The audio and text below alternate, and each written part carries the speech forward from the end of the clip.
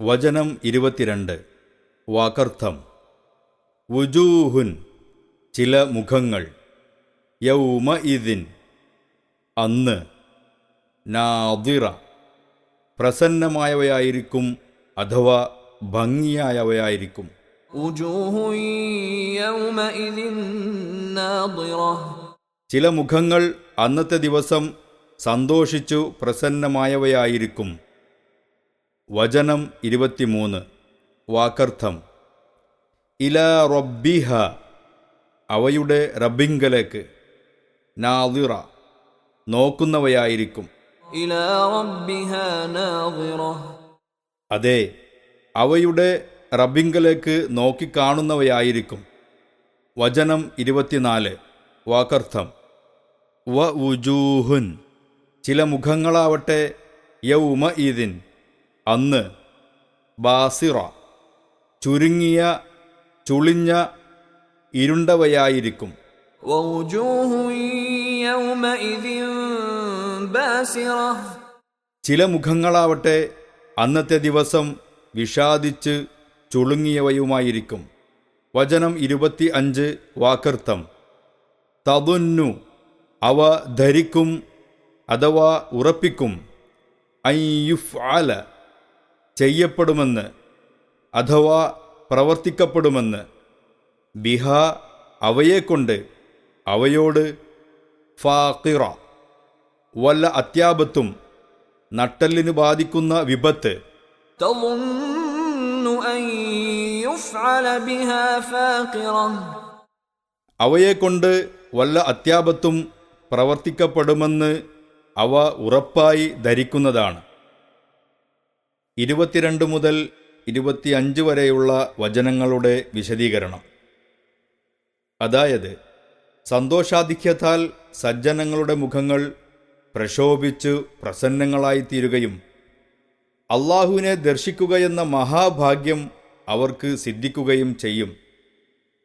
അതേസമയത്ത് ദുർജനങ്ങളാകട്ടെ തങ്ങൾക്ക് അത്യാപത്താണ് നേരിടുവാനുള്ളതെന്ന് കണ്ട് അങ്ങേയറ്റം വിഷാദപ്പെടുകയും അവരുടെ മുഖങ്ങൾ ഇരുളടഞ്ഞ് ചുളുങ്ങിപ്പോകുകയും ചെയ്യുന്നു.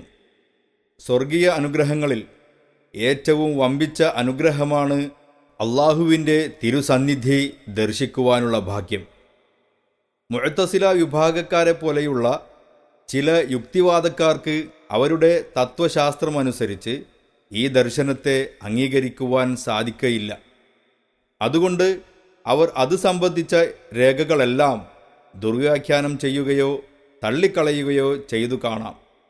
പക്ഷേ ചില ഖുർആൻ വചനങ്ങളിൽ നിന്നും ബലപ്പെട്ട പല ഹദീസുകളിൽ നിന്നും വ്യക്തമായി അറിയപ്പെട്ടതും സ്വഹാബികൾ, താബിഉകൾ, സമുദായത്തിലെ പണ്ഡിതന്മാർ എന്നുവേണ്ട പൊതുവിൽ മുസ്ലിം സമുദായം മുഴുവനും അംഗീകരിച്ചതുമായ ഒരു യാഥാർത്ഥ്യമാണത്. അബൂ സഈദ് റളിയല്ലാഹു അൻഹു, അബൂ ഹുറൈറ റളിയല്ലാഹു അൻഹു എന്നീ സ്വഹാബികളിൽ നിന്ന് ഇമാം ബുഖാരിയും മുസ്ലിമും മറ്റും ഇപ്രകാരം രേഖപ്പെടുത്തിയിരിക്കുന്നു. ചില ആളുകൾ ചോദിച്ചു, അള്ളാഹുവിൻ്റെ റസൂലെ, നാം ഖിയാമത്ത് നാളിൽ നമ്മുടെ റബ്ബിനെ കാണുമോ? അപ്പോൾ തിരുമേനി പറഞ്ഞു, ഒട്ടും മേഘമില്ലാത്ത അവസരത്തിൽ സൂര്യനെയും ചന്ദ്രനെയും കാണുന്നതിൽ നിങ്ങൾക്ക് വിഷമം നേരിടുമോ? അവർ പറഞ്ഞു, ഇല്ല. തിരുമേനി പറഞ്ഞു, അതുപോലെ നിശ്ചയമായും നിങ്ങൾ നിങ്ങളുടെ റബ്ബിനെ വഴിയെ കാണുന്നതാണ്.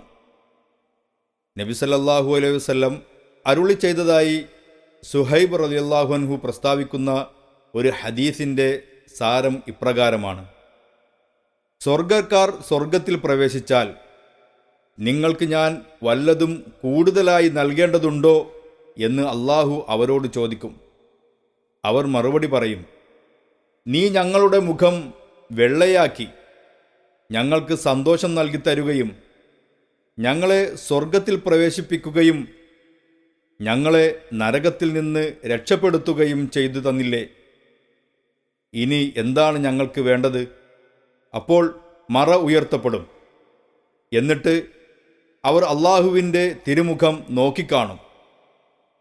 അപ്പോൾ അവർക്ക് തങ്ങളുടെ റബ്ബിനെ നോക്കിക്കാണുന്നതിനേക്കാൾ ഇഷ്ടപ്പെട്ടതായി മറ്റൊന്നും തന്നെ ഉണ്ടായിരിക്കയില്ല. പിന്നീട് തിരുമേനി ലില്ലദീന അഹ്സനുൽ ഹുസ്ന വസിയാദത്ത്, നന്മ പ്രവർത്തിച്ചവർക്ക് ഏറ്റവും നല്ല പ്രതിഫലവുമുണ്ട്, കൂടുതലുമുണ്ട് എന്ന ഖുർആൻ വചനം ഓതുകയും ചെയ്തു. ഇമാം മുസ്ലിം റഹിമഹുല്ല. ഏറ്റവും നല്ല പ്രതിഫലം എന്ന് പറഞ്ഞത് സ്വർഗവും കൂടുതൽ എന്ന് പറഞ്ഞത് തിരുമുഖ ദർശനവും ആകുന്നുവെന്നാണ് തിരുമേനി ഇതുമുഖേന ചൂണ്ടിക്കാട്ടിയത്. അപ്പോൾ മറ ഉയർത്തപ്പെടും എന്നുള്ള ഹദീസിലെ വാക്യം ശ്രദ്ധേയമാണ്. അള്ളാഹുവിൻ്റെ തിരുമുഖം സൃഷ്ടികൾക്ക് കാണുവാൻ സാധിക്കാതിരിക്കുമാറുള്ള എന്തോ ഒരു മറ ഉണ്ടെന്നും ആ മറ എന്താണെന്ന് അള്ളാഹുവിനറിയാം. ആ മറ ആരിൽ നിന്ന് നീക്കപ്പെടുന്നുവോ ആ ഭാഗ്യവാന്മാർക്കേ അതിന് സാധിക്കുകയുള്ളൂവെന്നും ഇതിൽ നിന്ന് മനസ്സിലാക്കാം. ഈ വസ്തുത അള്ളാഹുവിൻ്റെ വചനത്തിൽ നിന്ന് തന്നെ മനസ്സിലാക്കാവുന്നതാണ്. സൂറത്തുൽ മുത്തഫിഫീനിൽ നരകക്കാരായ മഹാപാപികളെപ്പറ്റി അള്ളാഹു പറയുന്നു, കല്ലാ ഇന്നഹും അൻ റബ്ബിഹിം യൗമഇദിൻ ലമഹ്ജൂബൂൻ. അങ്ങനെയല്ല, നിശ്ചയമായും അന്നത്തെ ദിവസം അവർ തങ്ങളുടെ റബ്ബിൽ നിന്നും മറയിടപ്പെടുന്നവരാണ്. ഇമാം ഷാഫിഈ റഹ്മത്തുള്ളാഹി അലൈഹി ചൂണ്ടിക്കാണിച്ചതുപോലെ അള്ളാഹുവിനെ ദർശിക്കുന്നതിൽ നിന്ന് സജ്ജനങ്ങൾ മറയിടപ്പെടുന്നതല്ല. അതുകൊണ്ടാണല്ലോ അവിശ്വാസികൾ മറയിടപ്പെടുന്നവരാണെന്ന് അള്ളാഹു പറഞ്ഞിരിക്കുന്നത്.